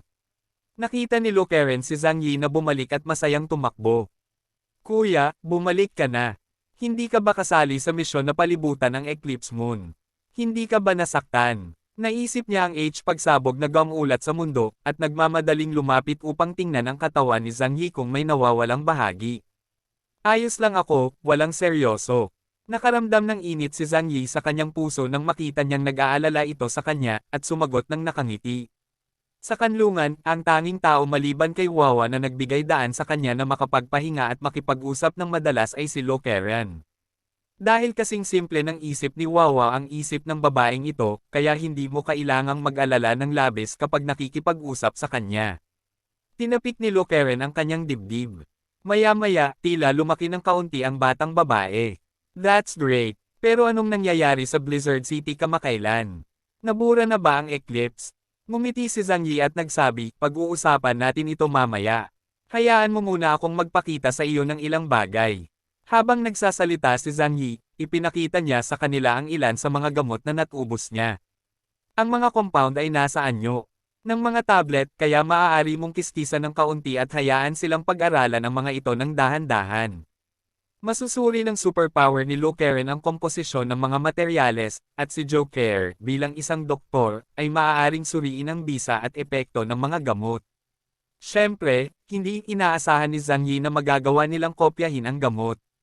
Pagkatapos ng lahat, ang paggawa ng ganitong uri ng bagay ay mas mahirap kaysa sa mga armas. Ibinalik dahil lang sa ugali. Kung talagang magagawa ito ni na Joker at Yang Zengchen, iyon ang pinakamaganda. Sa ganitong paraan, malulutas ni Zhang Yi ang isang problema na labis niyang pinapahalagahan, tinutulungan sina Uncle Yu at Fatty Shou na mabilis na madagdagan ang kanilang lakas. Hindi sa hindi gusto ni Zhang Yi ang kanilang kawalan ng kakayahan sa pakikipaglaban. Kaya lang, masyadong mabilis na umunlad ang sariling lakas ni Zhang Yi. Kung magpapatuloy siya ng ganito, lalo lang lalawak ang pagitan niya sa iba. Uminom si Joker ng gamot at nagtatakang nagtanong, anong gamot ito? Ngumiti si Zhang Yi at sinabing, napakamahal ng gamot. Gumastos ako ng malaking halaga para tabusin ito mula sa Blizzard City. Hinawakan niya ang kanyang baba, genetic drugs daw ang mga ito. Iba't iba ang epekto nila at makakatulong sa mga tao na tumaas ang intensity ng kanilang superpowers, at tumaas pa ang posibilidad na magising ang kanilang mga superpower. Nang marinig ito ni na Jokeren at Lokeren, nagliwanag ang kanilang mga mata. Nakakagulat, may magandang bagay. Tulad ng inaasahan sa rehiyon ng Jiangnan, napakahusay. Bahagyang kumunat ang noo ni Joker at sinabing, gayunpaman, ang pagbuo ng mga gamot ay napakakomplikado. Kung walang propesyonal na kagamitan at materyales, magiging mahirap itong kopyahin. Itinikom ni Lokeren ang kanyang mga labi at sinabing, ang kakayahan ko ay pagsamahin ang mga molekular na sangkap, kaya hindi ganoon kataas ang pangangailangan para sa mga instrumento at kagamitan. Gayunpaman, kahit na alam ang istruktura ng komposisyon, ang proseso ng pagpino ng gamot ay hindi malinaw. Napakahirap din itong lutisin. Naghanda si Zhang Yi, kaya hindi siya nabigo. Maaari akong harapin ang isang malaking labanan sa susunod. Mangyaring tulungan akong makita ang mga tiyak na epekto at epekto nito upang malaman ko kung ano ito. Kung pwede bang ipareproduce, you should try more in the future. If you can do your best, if you can. Binigay ni Zhang Yi ang kanyang mga kamay at sinabing, wala tayong magagawa. Si Zhang Yi ay hindi kailanman naging isang taong gumagawa ng labis na mga kahilingan. Chapter 696 I want to make progress too. Kaagad na sinabi ni Joker, babalik ako sa infirmary sa susunod at mag-scrape ng kaunting pulbos para pag-aralan ito. Tumango si Zhang Yi, well, hindi ako nagmamadali sa bagay na ito. Ayon sa impormasyong kasalukuyang nakuha ng Jiangnan Region, ang eclipse ay dumanas ng matinding pagkalugi at nawala. Malaki ang posibilidad na siya ay nagpapagaling ng palihim o nagre-recruit ng mga katulong. Sa madaling salita, magkakaroon ng kapayapaan si Zhang Yi sa loob ng mahabang panahon. Sa pag-aakalang kakagising lang ni Yang Zengchen ng kanyang kapangyarihan at nagpapahinga pa rin, ngumiti si Zhang Yi at nagsabi, kumain muna tayo. Kapag nagising si Zengchen, sasabihin ko sa iyo ang nangyari nitong mga nakaraang panahon. Inakbayan ni Joker ang mga balikat ni Zhang Yi at sinabing may dependent na tingin sa kanyang mukha, okay. Kailangan mo akong samahan ngayong gabi para pag-usapan ang tungkol sa mga kamakailang kaganapan. Ngayong gabi, dapat pumunta si Zhang Yi sa kanyang silid at makipag-usap ng maayos. Nagkibit balikat si Zhang Yi, kung gusto mo. Nanatili si Joker sa infirmary para alagaan si Yang Zengchen. Pagkatapos mong gisingin ang iyong mga kapangyarihan, magkakaroon ng isang tiyak na panahon ng pagbagay, at kailangan mo ng isang tao na mag-aalaga sa iyo upang maiwasan ang mga aksidente. Sina Zhang Yi at Lo Karen ay bumalik sa itaas para salubungin ang iba. Si Zhou Haimei at Yang Xia ay naghahanda ng pagkain. Ang isang marangyang piging ay magtatagal. Nakilala ni Zhang Yi si Uncle Yu. Kagagaling lang niya sa pag-eehersisyo at pawis na pawis. Kaya lang ngayon ay hindi na siya mukhang middle-aged na nasa edad 40. Ang kanyang buong katawan ay natatakpan ng mga buhol ng mga litid at laman, at ang kanyang mga braso ay mas makapal pa kaysa sa mga hita ni Joe Peer. Nakasuot siya ng itim na undershirt at may nakasabit na tuwalya sa kanyang leeg, kung saan siya nagpupunas ng pawis. Sa sandaling makita niya si Zhang Yi, biglang nagpakita ng simple at tapat ng ngiti ang mukha ni Uncle Yu. Zhang Yi, nakabalik ka na ba? Kamusta ang misyon mo sa Blizzard City? Hindi ka naman nasaktan, di ba? Tulad ng iba, nagtanong agad si Uncle Yu tungkol sa pisikal na kondisyon ni Zhang Yi. Nang malaman niyang ayos lang si Zhang Yi, gumaan ang pakiramdam niya. Ngunit pagkatapos, nagsimula na naman siyang magreklamo. Sabi ko sa'yo, kung kailangan kong makipag-away kay Little Nian, hayaan mo lang ako. Hinampis niya ang kanyang dibdib, pinalo iyon. Bagamat wala kang magagawa pa si Uncle, marami pa rin siyang lakas. Kung hindi ito gagana, maaari ko itong ipagpalit sa Little Nian. Kahit papaano ay mapagan ko ang iyong pasanin. Ngumiti si Zhang Yi. Ang Eclipse Moon ay hindi ordinaryong Ronin, napakalakas nila. Noong nasa Neon Kanto daw sila, inalis nila ang 12-12 ng Neon Alien Organization. Sa kasalukuyang kakayahan ni Uncle Yu sa pakikipaglaban, magiging mahirap para sa kanya na makipaglaban ng direkta sa mga miyembro ng Neon. Kung ang mga gamot sa Blizzard City ay talagang makapagpapalakas ng lakas ng mga dayuhan at walang mga side effect, maaaring makatulong ito kay Uncle Yu at Fatty Shu. Bulong ni Zhang Yi sa sarili. Dahil pareho silang alien below Delta level. Ayon sa teorya, hindi nila maa-absorb ang pinagmulan ng ibang mga dayuhan upang mabilis na mapahusay ang kanilang lakas. Gayunpaman, pagkatapos ng panahon ng mahusay na mutation ay dumating, walang sino man ang nang-ahas na sabihin na naiintindihan nila ang mutation. Ang ibig niyang sabihin, kahit na beta level alien lang ito, ang kanyang kakayahan ay tumaas sa sukdulan, anong antas ito? Casual na inisip ito ni Zhang Yi sa kanyang isipan, ngunit hindi niya ito pinag-isipan dahil wala siyang sapat na kaalaman sa aspetong ito. Ngunit sa hinaharap, magkakaroon ako ng higit na pakikipag-ugnayan sa rehiyon ng Jiangnan, at maaaring magkaroon ako ng pagkakataong makipagkita sa kanilang mga siyentipikong mananaliksik upang makakuha ng may katuturang impormasyon. Nabawi ni Zhang Yi ang kanyang pag-iisip at nakangiting sinabi kay Uncle Yu, ang sitwasyon ng digmaan ay apurahan sa oras na iyon, at ang lakas tao ay inayos ng distrito. Paano ko nalang tatawagan ang mga tao? Napabuntong hininga si Uncle Yu, medyo lumungkot ang mga mata. Alam ko rin na malaki ang agwat sa pagitan ng kakayahan ko ngayon at sa iyo. Bagamat sinisikap kong ibalik ang mga kakayahan ko bilang isang sundalo, tulad ng pagbaril, pakikipaglaban, at pag-reconnaissance. Ngunit habang lumalayo ako, mas napagtanto ko kung gaano nakakatakot ang mga dayuhan. Kung makatagpo tayong muli ng isang nilalang na tulad ni Yuan Kongai, ito ay lampas sa kakayahan ng mga ordinaryong tao na harapin ito. Kahit ngayon, ang nakakatakot na kakayahan ni Yuan Kongai ay nag-iiwan pa rin ng malalim na impresyon sa lahat sa Tianhe City at sa Black Rogue Team. Ang uri ng nakakatakot na kakayahan na kayang lampasan ang langit at lupa sa isang galaw lamang ay madaling makasira ng isang makapangyarihang mandirigma na nagsasanay ng husto sa loob ng 2.5 taon. Tinapik ni Zhang Yi si Uncle Yu sa balikat. Walang masyadong halimaw na ganyan sa mundo, at hindi sila masusukat ng common sense. Bawat tao ay may kanya-kanyang lakas. Ang pinakamahalaga ay gamitin ang kanilang lakas at iwasan ang kanilang mga kahinaan. Hindi na kailangang ikumpara sa iba. Parang Yang Xia. Ang kanyang kakayahan ay gumawa lamang ng supernatural na pagkain. Hindi masasabing kaya niyang labanan ang 5 scum. Masasabi lang na wala siyang kakayahan sa pakikipaglaban. Ngunit maaari pa rin niyang gampanan ang kanyang bahagi. Araw at gabi. Hahaha, yan ang sabi mo. Kumpiyansa ang mga mata ni Uncle Yu. Dapat may magagawa ako para sa iyo. Tiningnan niya si Zhang Yi ng mariin at sinabi. Nakaramdam ng init si Zhang Yi sa kanyang puso, ito ay isang bagay na ginagawa natin para sa isa't isa. Pagkalipas ng 2 oras, sa wakas ay naghanda sina Joe Jaime at Yang Shan ng isang malaking mesa ng pagkain. Nagising din si Yang Xingchen sa ilalim ng pangangalaga ni Joker. Dumating sila sa unang palapag, at pagkatapos makilala ang lahat, puno ng kalmado ang mukha ni Yang Xingchen. Gayunpaman, hindi mahirap makita mula sa nakataas na sulok ng kanyang bibig na mayroong hindi maitatagong pagmamalaki sa kanyang puso. Kung tutusin, siya ay isang 18 taong gulang na batang babae, at mahirap para sa kanyang karakter at IQ na maging sa parehong antas. Ngunit naiintindihan. Naglakad si Yang Xingchen sa gilid ni Zhang Yi na may matikas na mga hakbang at binigyan si Shu Fati ng walang galang na tingin. Masunaring tumakbo si Fati Shu sa gilid at umupo sa isang maliit na stool. Umupo si Yang Xingchen sa tabi ni Zhang Yi, masuyong niyakap ang kanyang braso, itinaas ang kanyang ulo at tumingin sa kanya ng nakangiti. Kuya, matutulungan ka ni Xingchen sa hinaharap. Na-curious si Zhang Yi tungkol sa superpower ni Yang Xingchen at iniunat ang kanyang kamay upang kalmutin ang kanyang pink na ilong.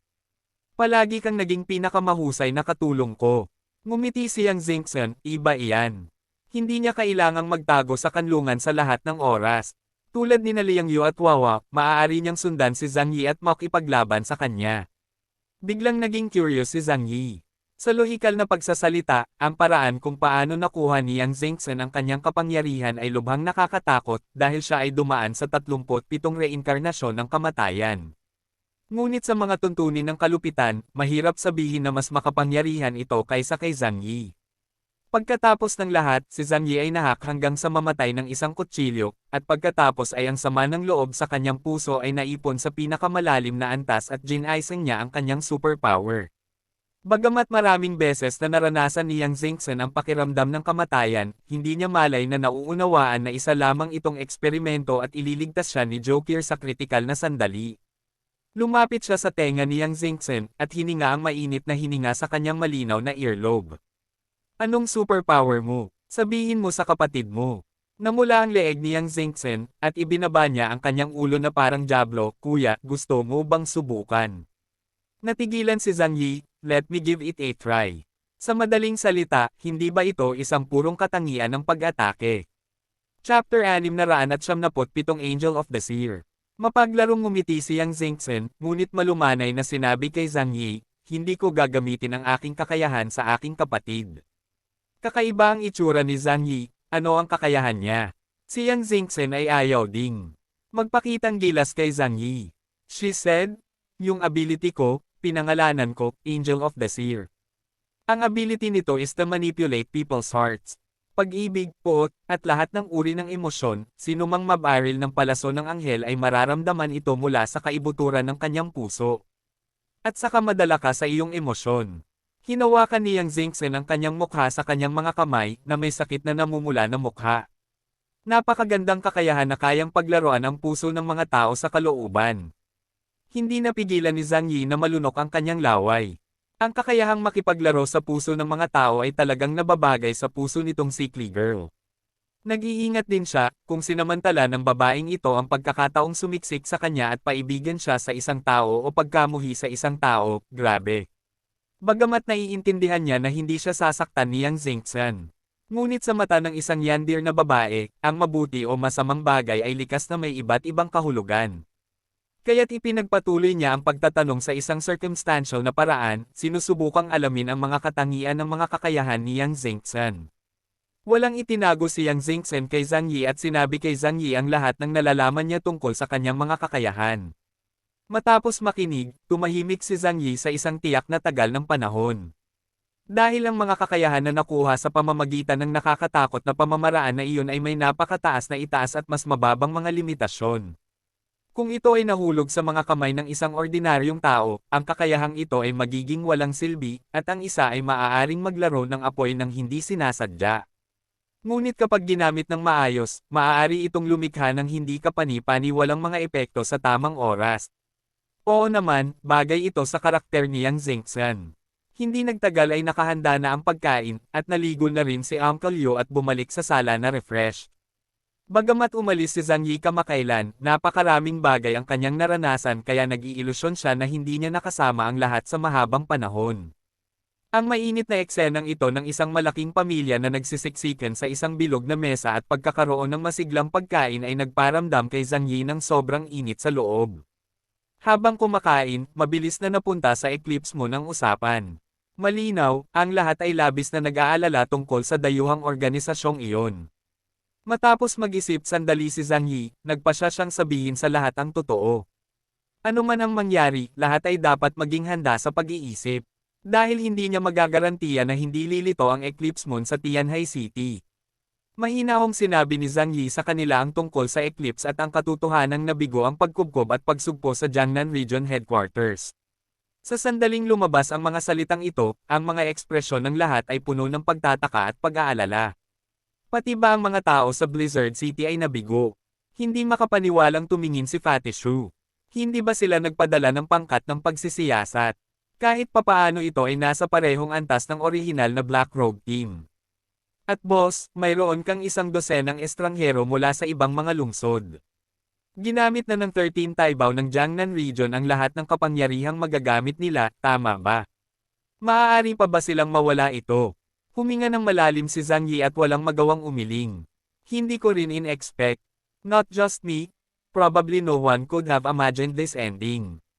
Hindi lamang sila natalo, ngunit sila ay dumanas ng isang mapaminsalang pagkatalo.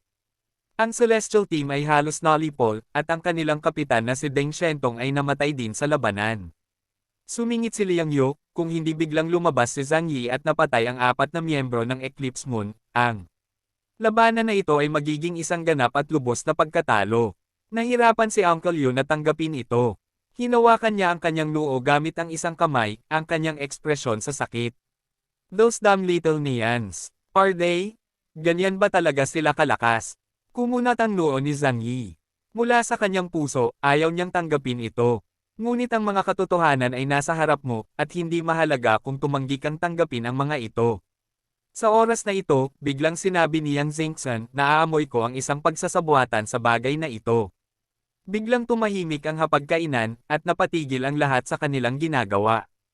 Ang mga drumstick ng manok na inilagay ni Fatty Shu sa kanyang bibig ay tahimik na inilagay sa mangkok. Lumingon si Zhang Yi kay Yang Zengxan sa tabi niya, conspiracy. Anong uri ng pagsasabuatan ang maaaring magkaroon sa ganitong uri ng bagay? Pinunasan ni Yang Zengxan ang kanyang bibig gamit ang napkin at mahinahong sinabi. Kuya, ngayon ko lang nakita si Bayan Johnwo na may captain-level combat prowess. At si Bayan Johnwo naman ang malubhang nasugatan at namatay. Sa tingin mo ba madaling pumatay ng kapitan? Umiling si Zhang Yi. What a joke! Kung hindi ko alam ang kakayahan niya, kahit na magpakita siya sa harapan ko ngayon, mahihirapan akong patayin siya.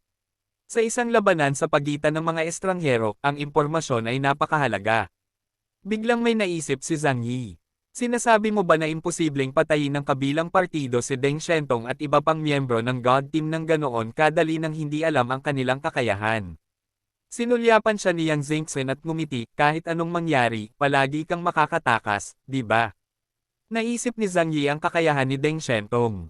Alam niya na kayang manipulahin ni Deng Shentong ang liwanag, na isa sa mga pinakamahusay na kakayahan para sa pagtatago ng mga pag-atake at pagtakas.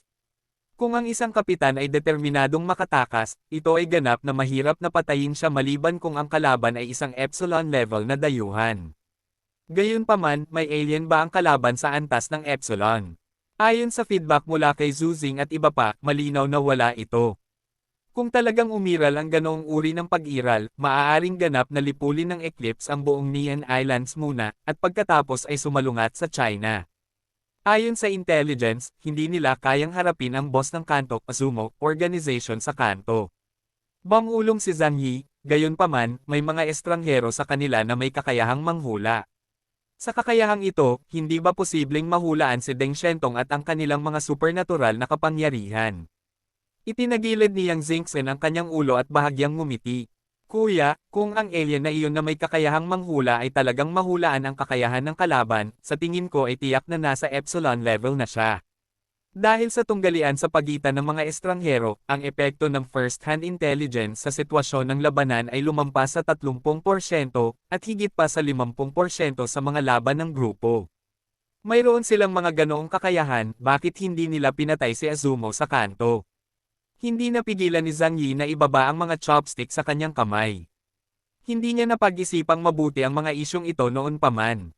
Gayunpaman, pagkatapos marinig ang pagsusuri ni Yang Zhengzhen, dahan-dahang umusbong ang isang nakakatakot na pakiramdam sa kanyang puso. Ibig mong sabihin may nunal sa Blizzard City. Tumingin si Zhang Yi kay Yang Zhengzhen at hindi makapaniwalang sinabi.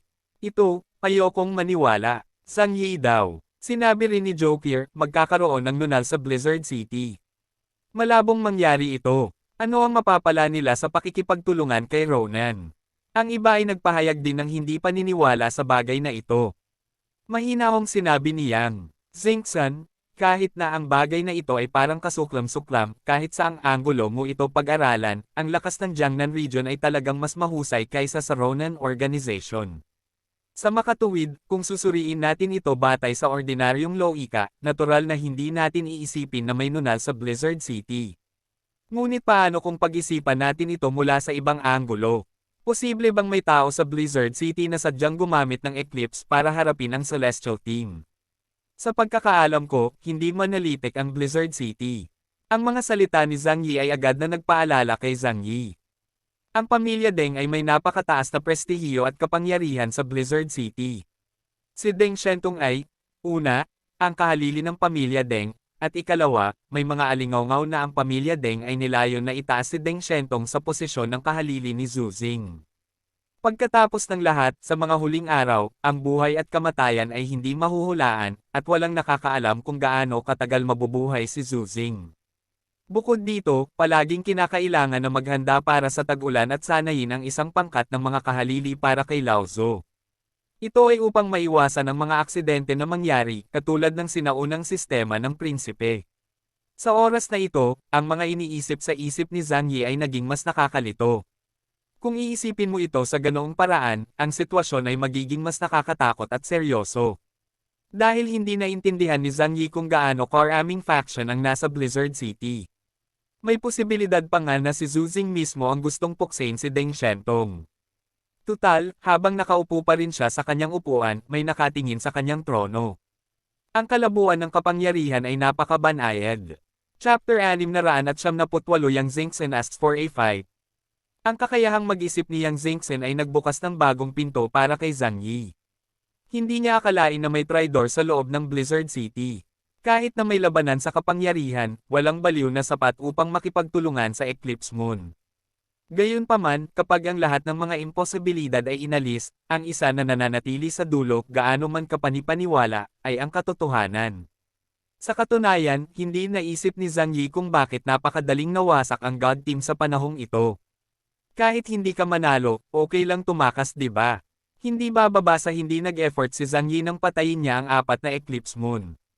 Ito ay tiyak na nauugnay sa kanyang malupit na lakas, ngunit ang mga miyembro ng Celestial Team ay hindi lamang libre. At ang pinakamalamang na paliwanag ay ang lahat ng kanilang impormasyon ay nailik sa Eclipse ng maaga. Sa makatuwid, sila ay pinigilan hanggang sa mamatay sa panahon ng labanan. Ngunit walang nakapansin kay Zhang Yi, isang estranghero mula sa labas ng lungsod. Ito ay nagbigay daan sa kanya na samantalahin ang butas at makamit ang pinakamagagandang resulta. Natahimik si Zhang Yi. Masyadong komplikado ang mga bagay na ito, hindi niya moari. Siya ay orihinal na walang intensyon na makialam sa mga gawain ng ibang tao. Pero ngayon, kasama na rin siya. Siya kaya mismo ang madawit at saksakin sa likod.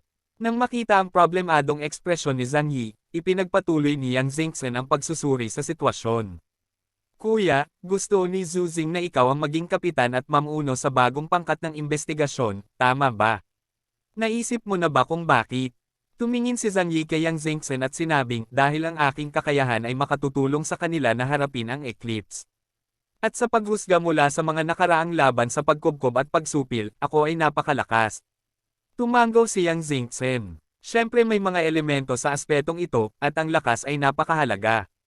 Kung tutuusin, ang ilang mga tao dito sa rehiyon ay talagang gustong saktan si Deng Xiantong, at nakamit na nila ang kanilang layunin. Kung ganoon, ayaw talaga nilang matalo ang rehiyon sa Eclipse Moon. Kaya simula ngayon, wala nang haadlang sa pag-ikot sa Eclipse Moon. Bilang karagdagan sa pagkakaroon ng isang tiyak na antas ng lakas, ang taong namumuno sa koponan ay dapat ding magkaroon ng isang katangian, iyon ay, hindi nila banta ang kapangyarihan ng nangungunang pamamahala. Kung tutuusin, ang sinumang lokal na estranghero sa Blizzard City na may sapat na lakas ay dapat magkaroon ng kaukulang pagkakakilanlan.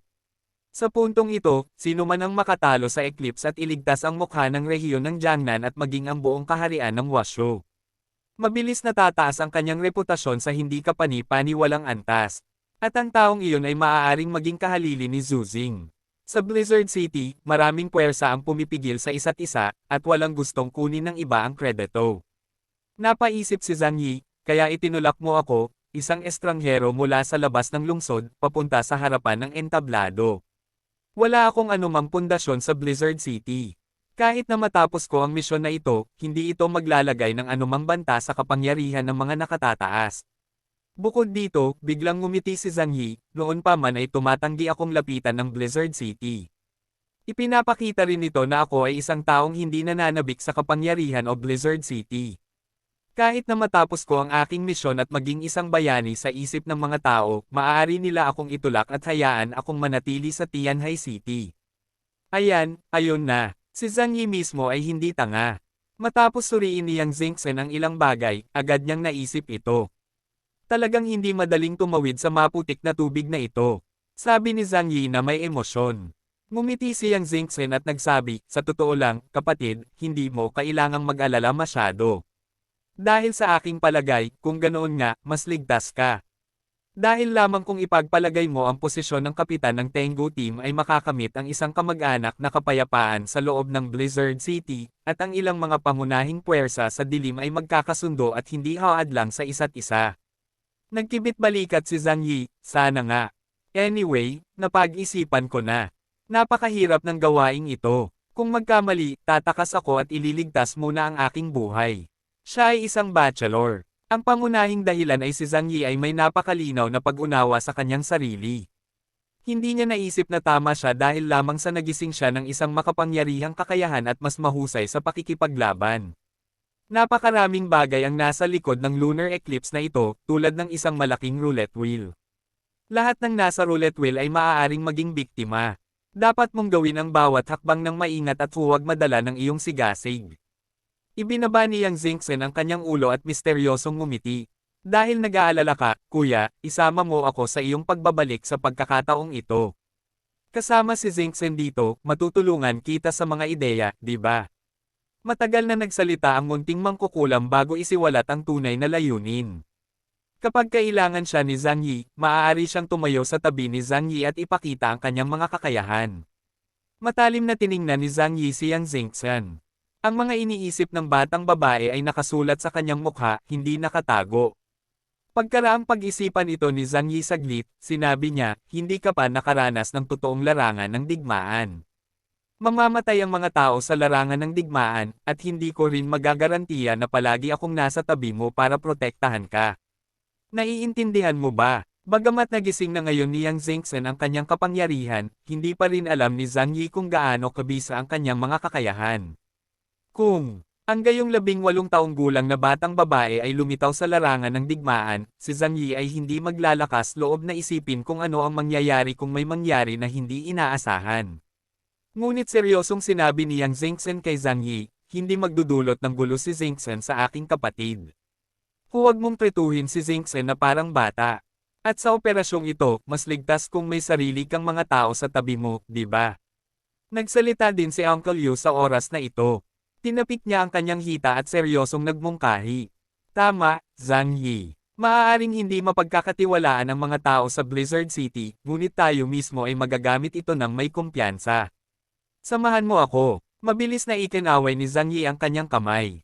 Huwag kang manggulo, hindi biro ang kalaban na ito. Maging ang Blizzard City ay maingat na pumili ng mga elite na lalahok sa labanan. Hayaan mo akong isipin muli ang bagay na ito. Pakiramdam niya ay kailangan niya si Yang Xingchen sa tabi niya. Sa mga tuntunin ng utak, si Yang Xingchen ay mas madaling gamitin kaysa sa kanya. Nang humarap si Zhang Yi sa isang maliit na sitwasyon, sapat na ang kanyang katalinuhan, ngunit halatang marami itong kasangkot sa sandaling ito.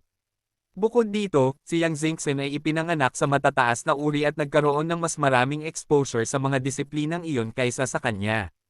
Kailangan niyang mag-isip ng mga paraan para labanan ang digmaan, at kailangan niyang harapin ang undercurrent sa Blizzard City, kaya wala talaga siyang lakas. Sa kabilang banda, ang pagdadala kay Yang Xingchen ay maaaring samantalahin ang pagkakataon na obserbahan ang kanyang mga kakayahan at paunlarin ang kanyang kakayahan sa pakikipaglaban. Ang malaking bagay ay, hayaan na lang si Wawa na maging responsable sa pagprotekta sa kanya pagdating ng panahon. Pagkatapos kumain, nakipag-chat si Zhang Yi sa lahat ng ilang sandali, karaniwang hinihiling sa kanila na huwag lumabas kamakailan at bigyang pansin ang mga aktibidad sa Tianhai City. Pagkatapos, nagkunwari siyang bumalik sa kanyang kwarto para magpahinga. Ngunit tahimik siyang pumunta sa silid ni Yang Xingchen. Umupo si Yang Xingchen sa princess bed ng fan at tumangala sa kanya ng cute. Kuya, alam kong darating ka. This is your choice, so you have to know what will happen. Huminga ng malalim si Zhang Yi, at pagkatapos ay naglabas ng baril sa kanyang bulsa.